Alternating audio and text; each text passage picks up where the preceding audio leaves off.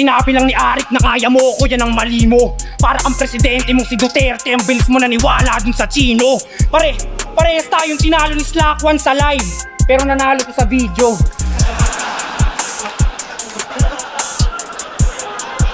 Gago yun ang paborito. Pero nanalo to sa video. Pero wala nang silbi ang Vito Clarity. Ngayong nakukulong ka sa bars, ang hilingin mo sa presidente dito, amnesty. Teacher, ba't parang kinder yung mga rhymes pang nursery? JNT, walang kwenta, delete mga linya, sobrang rich. Panis si Henry C.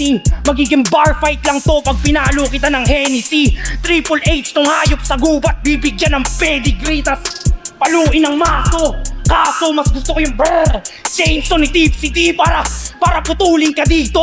Habang sound trip siko mode, puputulan ng siko. Sunod yung tuhod, pag tinapon sa dagat, mahihirapang mahanap yung Nemo. Ang tagumpay na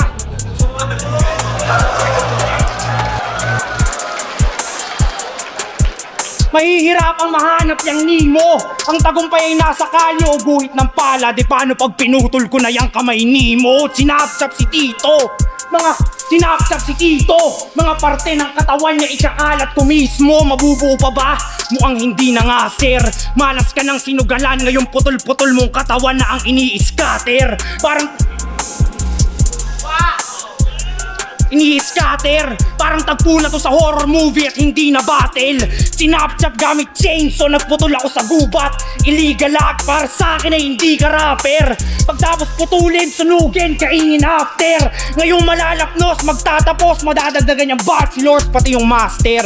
Pero hindi sa diploma kundi sa sunog mong katawan makikita yung third degree mo, brother.